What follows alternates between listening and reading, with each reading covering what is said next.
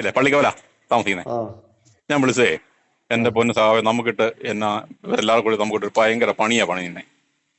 എന്റെ വൈഫാണെങ്കിൽ ഇവിടെ പിന്നെ ഡൽഹി കൂട്ട് മറ്റേ ഒരു പിന്നെ എന്താ പറഞ്ഞ ഈ യൂട്രസുമായിട്ട് ബന്ധപ്പെട്ട് ഹോസ്പിറ്റലിൽ അഡ്മിറ്റാണ്. ഏഹ് ഉം.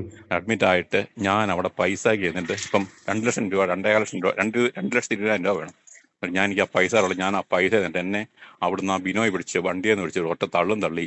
എന്നിട്ട് എന്താ പറയാ ഞാൻ ബിനോയ്ക്കിട്ട് തല്ലിയെന്നും പറഞ്ഞ് അവർ ഭയങ്കര പ്രശ്നം ഉണ്ടാക്കിക്കൊണ്ടിരിക്കുക അവിടെ. നിങ്ങൾ അവരെ പിടിച്ച് തല്ലുക. നിങ്ങൾക്ക് ഈ പ്രാവശ്യം ഈ മാസത്തെ പൈസ തന്നിട്ട് നിങ്ങളത് പോയിട്ട് ഈ മാസത്തെ പൈസ നിങ്ങൾക്ക് പറഞ്ഞ പകുതി പൈസ തന്നു കഴിഞ്ഞിട്ട് നിങ്ങൾ അവരെ പിടിച്ച് തള്ളി അയാളെ ഉപദ്രവിക്കേണ്ട കാര്യമാണ് നിങ്ങൾക്ക്. എന്റെ സഹാവേ നിങ്ങൾ എന്നെ എന്നിട്ട് വിഷയമൊന്നും മാറ്റണ്ട. നമ്മൾ തന്നിട്ട് മിണ്ടാതിരിക്കുന്നതാണ്. നിങ്ങൾ അടി മേടിക്കേണ്ട സമയം കഴിഞ്ഞിരിക്കുക. എന്റെ പൊന്ന് സഹാവ എന്നെ വേണമെങ്കിൽ കൊന്നു.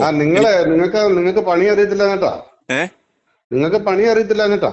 എനിക്ക് സത്യമായിട്ട് ഇങ്ങനത്തെ പണിയൊന്നും അറിയത്തില്ല. സത്യമായിട്ട് അറിയത്തില്ല. അത് പണി മനസ്സിലാക്കി തരാം. എനിക്ക് സത്യമായിട്ട് ഇങ്ങനത്തെ പരിപാടി പണി അറിയത്തില്ല. മനസ്സിലാക്കി തരാം. എന്റെ പൊന്ന് സഹാവം ഞാൻ പറഞ്ഞൊന്ന് കേട്ടിട്ട് അല്ല അത് എന്ത് വേണമെങ്കിലും ഞങ്ങൾ പറഞ്ഞു. ഭൂമിയോളം ക്ഷമിച്ചാ നിൽക്കുന്നത്. നിങ്ങളുടെയൊക്കെ സ്ഥാപനത്തിന് നിങ്ങൾക്ക് തരാനുള്ള പൈസ തരാൻ വേണ്ടി ആ പിള്ളേരെല്ലാം കിടന്ന് കൈയും കാലും വിട്ട് അടിച്ചു ഓടി എല്ലാ കാര്യങ്ങളും ചെയ്തുകൊണ്ടിരിക്കുമ്പോൾ എന്റെ പൊന്ന് സഹാവം നിങ്ങളുടെ കുടുംബത്തില് നിങ്ങൾ പറഞ്ഞ കാര്യം അന്തസ്സായിട്ട് ഞങ്ങൾ ചെയ്തുകൊണ്ടിരിക്കുക. നിങ്ങൾ ആ പ്രസ്ഥാനത്തിൽ വന്നാൽ അയാളെ ഉപദ്രവിക്കേണ്ട കാര്യമൊന്നുമില്ല. എന്റെ പൊന്ന് സഹാവം അയാൾ എന്നെ ഉപദ്രവിച്ചത്. അതൊക്കെ ഞങ്ങൾക്കറിയാം. അവിടെ വന്നു കഴിഞ്ഞാൽ നിങ്ങൾ അവിടെ ഒരു സെക്രട്ടറിയോട് പോലും നിങ്ങളോട് പറയാതെ അവരെല്ലാവരുടെ കൂടെ നിങ്ങളുടെ പൈസ ഉണ്ടാക്കി തരാനുള്ള ശ്രമത്തിലാണ്. എന്റെ പൊന്ന് സഹാവെ അവരെന്നെ ഉപദ്രവിച്ചിട്ട് നിങ്ങൾ അവിടെ കയറി വരുന്നത് കണ്ടു. അന്നേരം ഞങ്ങൾ അവിടെ ഉണ്ട്. എന്റെ പൊന്ന് സഹാവെ സംഭവം നടന്ന അങ്ങനെയൊന്നും അല്ല. സത്യത്തിലുള്ള സംഭവം നിങ്ങൾക്ക് അതിന്റെ വിഷമം വരുമ്പോഴേ നിങ്ങൾക്ക് മനസ്സിലാവുള്ളൂ. സാബു എന്റെ വിഷമം പറഞ്ഞാൽ ഞാൻ വേണമെങ്കിൽ സാബുവിന് അതിന്റെ ബുദ്ധിമുട്ട് വരുമ്പോഴേ സാബു മനസ്സിലാവുള്ളൂ. സാബുവിന് പൈസ തരാനുള്ളത് ബാങ്കിൽ നിന്ന് തരാനുള്ളത് തരണം. അതിന് ഞങ്ങൾക്കറിയാം. നിങ്ങൾക്ക് ആശുപത്രി കേസ് ഉണ്ടെന്നും അറിയാം. നിങ്ങൾ അത് അറിഞ്ഞുകൊണ്ട് എന്നോട് പറഞ്ഞ് ഞാനൂടെ കൂടി അവരെ വഴക്ക് പറഞ്ഞ് ഓരോ കാര്യങ്ങളും ചെയ്യിച്ചോണ്ടിരിക്കുക അവിടെ. എന്റെ പൊന്ന് സാവേ ഇതൊന്നും അല്ല. സത്യം അതൊന്നും അല്ല. അവരെന്താ പറഞ്ഞേക്കുന്ന പോലും എനിക്ക് അറിയത്തില്ല. അവരങ്ങനെ കള്ളവൊന്നും പറയല്ല. നിങ്ങളെ കുറിച്ച് ഇന്ന് വരെ ഞാനൊരു നിങ്ങള് ഭാര്യയും കൂടെ വന്ന് അവിടെ കിടന്ന് എല്ലാ വേളവും ഉണ്ടാക്കുമ്പോഴും നിങ്ങളുടെ പൈസ തരാനുള്ളത് കൊണ്ട് ബാങ്ക് അതിനു വേണ്ടി കഴിയുന്ന കാര്യങ്ങൾ ചെയ്ത് ഞങ്ങള് പരമാവധി ക്ഷമയോടെ അത് പോവാണ്. അവരെ എല്ലാം ഞാൻ എപ്പോഴും നിന്ന് വഴക്ക് പറഞ്ഞുകൊണ്ടിരിക്കുകയാണ്. എന്റെ പൊന്നു സഹാബ് ഞാൻ അനുഭവിക്കുമ്പോൾ അത് മനസ്സിലായിക്കോളൂ. അത് എന്റെ പൊന്നു സഹാബ് ഞാൻ അങ്ങനെ ഒരു പരിപാടിക്ക് ഞാൻ പോകത്തില്ല. നിങ്ങൾക്ക് അറിയാലോ. ഞാൻ ഇന്ന് വരെ ഒരാളുടെങ്കിലും എന്നെ പറ്റി അങ്ങനെ ആരെങ്കിലും അഭിപ്രായം പറഞ്ഞിട്ടുണ്ടോ? ഒരു മോശമായ ബാങ്ക് പൈസ തരാനുണ്ട്. അത് തരാൻ വേണ്ടി ഞങ്ങൾ ശ്രമിച്ചുകൊണ്ടിരിക്കുകയാണ്. ഭയങ്കര വിഡ്രോവൽ നടക്കുന്ന ഒരു സമയമാണ്. അപ്പോ നിങ്ങളുടെ ഭാര്യയുടെ അസുഖം വന്നത് ഈ മാസം തരേണ്ട പൈസയിൽ 1.5 ലക്ഷം രൂപ നിങ്ങൾക്ക് അടുത്ത് തന്നു. എന്നിട്ട് നിങ്ങൾ അവിടെ ചെന്ന് അവനെ ഉപദ്രവിക്കാന്ന് പറഞ്ഞു ശരിയല്ല. എന്താ ഇങ്ങനെ വീണ്ടും വീണ്ടും ഇങ്ങനെ പറഞ്ഞു? നിങ്ങൾ എല്ലാവരും കൂടി ഞാനൊരു ഞങ്ങളെല്ലാവരുടെ കൂടിയൊന്നുമല്ല. സാബുവിനെ കുറിച്ച് ഇന്ന് വരെ ഒരു മോശം ഞങ്ങളാരും പറഞ്ഞിട്ടില്ല. ഇന്ന് വരെ ഞാനങ്ങനെ ചെയ്തിട്ടില്ല. സാബു വന്നപ്പോ നമ്മൾ തന്നെ അടുത്ത് പരിചയമില്ലാഞ്ഞിട്ടാണ്. ഇപ്പൊ ഞങ്ങൾ അവിടെ കയറി വന്ന ചായ കുടിച്ചിട്ടല്ല ഇങ്ങനത്തെ പ്രതിസന്ധി ഉണ്ടായത്. മനസ്സിലായോ? എന്റെ പൊന്ന് സഹാബ് പറഞ്ഞ നിങ്ങൾ മനസ്സിലാക്കൂ. നിങ്ങളുടെ എല്ലാം പണം കൊടുക്കുമ്പോൾ അതിൻ്റെ അടുത്തൊരു ചായ കുടിച്ചിട്ടല്ല ഈ പ്രതിസന്ധി ഉണ്ടായത്. പക്ഷെ അങ്ങനെ വന്നുപോയി. അപ്പൊ അത് പരിഹരിക്കാൻ വേണ്ടി രായും പകലും ഇല്ലാതെ കഷ്ടപ്പെട്ട് ഒരു ദിവസമൊക്കെ രാവിലെ മുതൽ ഉച്ചവരെ അവിടെ ഇരുന്ന് ഇറങ്ങുമ്പോഴത്തേനും മനുഷ്യന്റെ ആരോഗ്യം മുഴുവൻ പോവുക. എന്നിട്ട് അവിടെ വന്നിരുന്ന് അവരെ വിരട്ടി കാര്യങ്ങൾ ചെയ്തുകൊണ്ടിരിക്കുക. എന്റെ പൊന്ന് സഹാബെ അവര് കേക്കുമായിട്ട് പോകുമായിരുന്നു. വണ്ടിയെ കേക്കും കയറ്റി വെച്ചിട്ട് അവർ പോകുമായിരുന്നു. അപ്പൊ ഞാൻ ചെല്ലുമ്പോഴത്തേക്ക് റെജി അവിടെ നിന്ന് ഇറങ്ങി വരുന്നുണ്ട്. അപ്പൊ ഞാൻ പറഞ്ഞു നില്ലേ. അപ്പൊ ഞാൻ പൈസ പറയാ തന്റെ ഒരു കോപ്പ് പൈസ എന്ന് പറഞ്ഞ ഒറ്റ എന്നെ പിടിച്ച് ഒരു തള്ളുവായതേ അവിടെ വെച്ചിട്ട്. തന്റെ ഒരു കോപ്പ് പൈസ എന്ന് പറഞ്ഞ വണ്ടിയെ വെച്ചിട്ട്. അപ്പൊ ആ വണ്ടിയേല് ഈ പുള്ളിക്കാരനും ഇരിപ്പുണ്ട്, എന്നാ മറ്റേ സുജയ് ഇരിപ്പുണ്ട്, ഉടനെ റെജി ഇരിപ്പുണ്ട്. റെജി അവിടെ നിൽപ്പുണ്ട്. അപ്പൊ റെജി പറഞ്ഞു ആളുകളോട് പൈസ ചോദിക്കുമ്പോൾ മറുപടിയൊക്കെ പറഞ്ഞ് ഞങ്ങൾ അനിഷ്ടം രേഖപ്പെടുത്തുന്ന ആളാണ് ഞാൻ. റെജി ആളുകളോട് എന്തെങ്കിലും ഒരു മോശം പറഞ്ഞിട്ടുണ്ടെങ്കിൽ അതിൽ അനിഷ്ടം രേഖപ്പെടുത്തുന്നയാളാ ഞാനൊക്കെ. മനസ്സിലായില്ലേ? അപ്പൊ അതുകൊണ്ട് ഇതൊന്നും ഞങ്ങൾ വിശ്വസിക്കുന്നില്ല. അങ്ങനെയൊന്നും ഞാൻ അന്വേഷിച്ചിട്ട് പറയാം. നിങ്ങൾക്ക് പണി അറിയത്തില്ല. ആ ഫ്രണ്ടിലെ ക്യാമറയുണ്ട്. ആ ക്യാമറ നോക്കുമ്പോൾ കൃത്യമായിട്ടും അറിയാം. അവരുടെ ഫ്രണ്ടിലത്തെ ക്യാമറ ഉണ്ട്. അങ്ങനെ ഒരു സംഭവം ഉണ്ടെങ്കിൽ അവർക്ക് കൃത്യമായിട്ടും കാണുമ്പോൾ അറിയുകയും ചെയ്യാം. ഞാൻ വിളിക്കാം. നമസ്കാരം. മലയാളി വാർത്ത ഇൻസൈഡിലേക്ക് സ്വാഗതം. നിന്നെ പണി മനസ്സിലാക്കി തരാം. നീ അടി വാങ്ങിക്കേണ്ട സമയം കഴിഞ്ഞു. CPM മുൻ കട്ടപ്പന ഏരിയ സെക്രട്ടറി VR സജിയുടെ രൂക്ഷമായ വാക്കുകൾ. ഇത് വെറും ഭീഷണിയല്ല.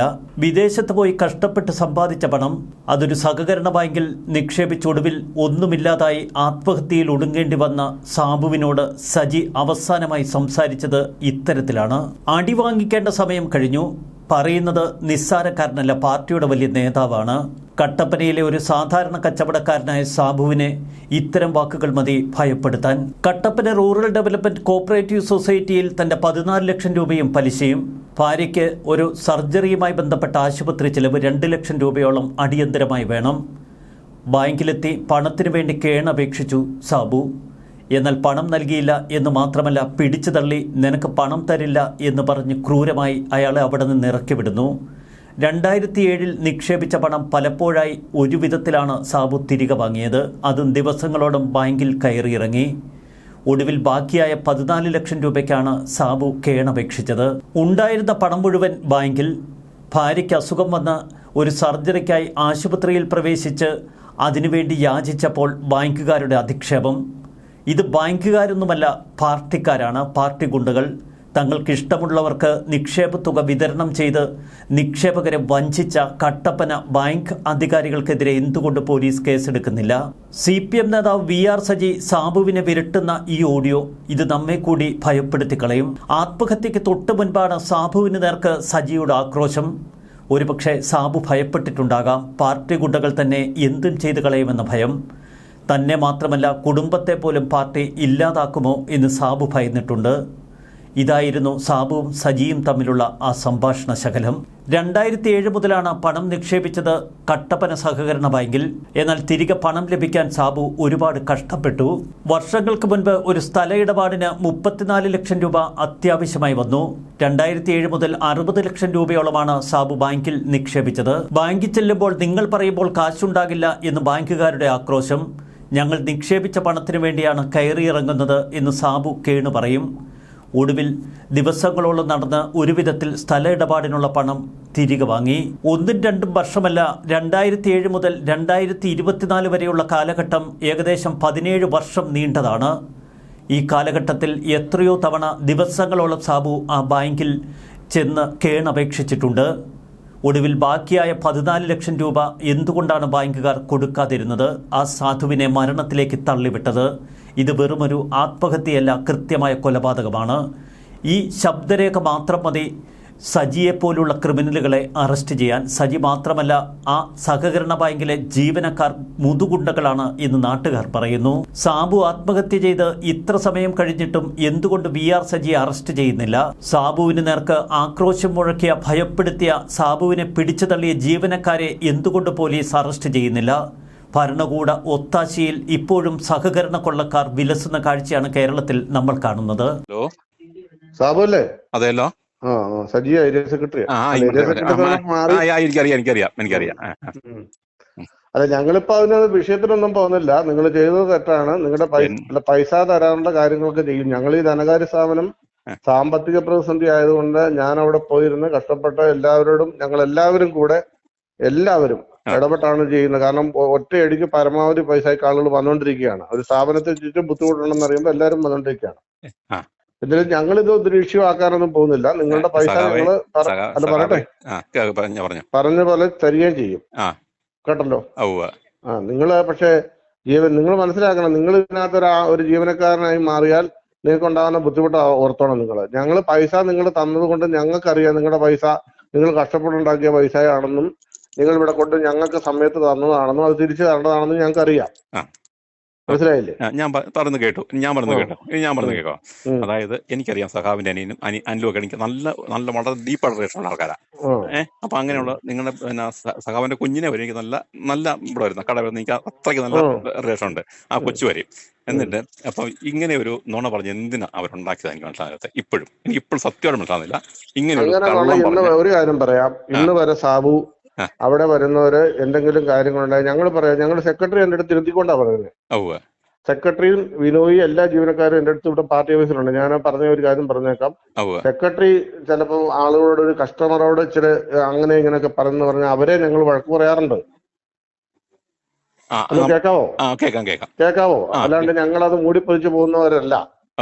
രണ്ട്, ഇപ്പൊ ഇവരെ ഈ ബിനോയിയെയും ഈ ഷിജോയെയും ഞാനാണ് ഈ നിക്ഷേപത്തിന്റെ സമയത്ത് അവർ 8-ാം മൈലിലും 20 കിലോ ഇരുന്ന ആളുകളെ കട്ടപ്പന കൊണ്ട് നിർത്തി ഓരോ നിക്ഷേപകരെയും കണ്ട് നിങ്ങൾ പറഞ്ഞ് നമ്മുടെ സാഹചര്യം മനസ്സിലാക്കി ഇടപെട്ട് പരിഹരിക്കാൻ വേണ്ടി ഒരു കൂട്ടായ ശ്രമം ഞങ്ങൾ നടത്തിക്കൊണ്ടിരുന്നത്. അല്ല പറഞ്ഞു കേക്ക്.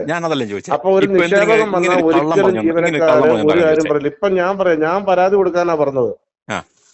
അവര് പറഞ്ഞു അത് വേണ്ടെന്ന്. കാരണം എന്താണെന്ന് വെച്ച് കഴിഞ്ഞാൽ ഈ സ്ഥാപനം എന്ന് പറയുന്നതാണ് മുന്നോട്ട് പോകേണ്ടത്. മനസ്സിലായി? അല്ല സഹോ, ഞാൻ ചോദിച്ചതല്ല ഇവരെന്തിനിങ്ങനെ എന്റെ അടുത്ത് കള്ളം പറഞ്ഞു. ഞാൻ കാരണം ഇന്നൊരാളിനെ നിങ്ങൾ എന്നാ കള്ളം പറഞ്ഞു? നിങ്ങൾ മിനിഞ്ഞാന്ന് അവിടെ വന്നപ്പം ഈ ഷിജോ അവിടെ സംസാരിച്ചുകൊണ്ടിരിക്കുമ്പോൾ ഞാൻ എന്റെ കണ്ണിന് കണ്ടതാ 1,20,000 രൂപ മാസം 3 ലക്ഷം രൂപ തരണ്ടപ്പം ഞങ്ങൾ ഇപ്പറ ഇരുന്ന് ആ ബോർഡിലിരുന്ന് ഈ കാര്യങ്ങൾ ഈയിടെ ഒരു വലിയ വിഡ്രോവൽ വന്നു അവിടെ.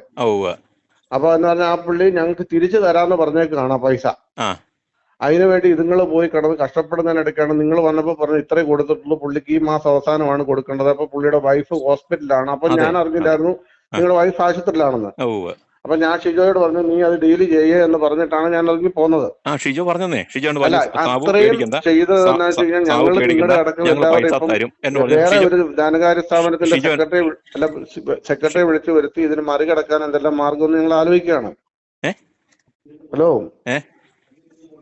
1,20,000 രൂപ ഈ മാസം നിങ്ങളെ തന്നിട്ടുണ്ട്. അല്ല ഞാൻ പറഞ്ഞത് നിങ്ങളുടെ ബുദ്ധിമുട്ട് ഞങ്ങൾക്ക് അറിയാവുന്നതുകൊണ്ടാണ് തന്നത്.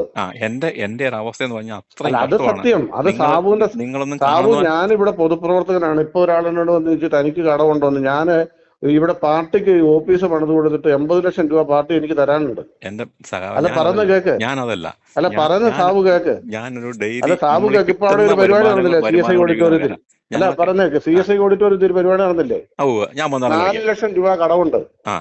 അപ്പൊ ഞാൻ ആ വരുന്ന മേടിച്ച ആളുകളോട് ഒരിക്കലും പറയുകയല്ല നീ വേണേ മേടിക്കാൻ പറയാല്ല. കാരണം എന്റെ അധികാരവും പദവിയും വെച്ചിരിക്കാൻ അങ്ങനെ പറഞ്ഞ ഈ നാട്ടിൽ നടക്കാൻ പറ്റിയല്ല. അതുകൊണ്ട് ആ ബാങ്കിലും അങ്ങനെ ചെയ്യുകയല്ല. ഞാൻ എന്റെ പൊന്നസഭ ഞാൻ ഇന്ന് വരെ ഒരാളിനെ വാക്കുകൊണ്ട് പ്രവർത്തനം ഇന്നുവരെ ചോദിച്ചിട്ടില്ല. പക്ഷെ ഇതെനിക്ക് ഈ വിഷയം ഞങ്ങൾ ഇവിടെ കൊണ്ടുപോകുന്നതാണ്. ഇപ്പൊ വിളിച്ചതെന്നു വെച്ചാൽ പൈസയുടെ കാര്യം നമുക്കിപ്പം ഈ മാസത്തെ പൈസ തരും.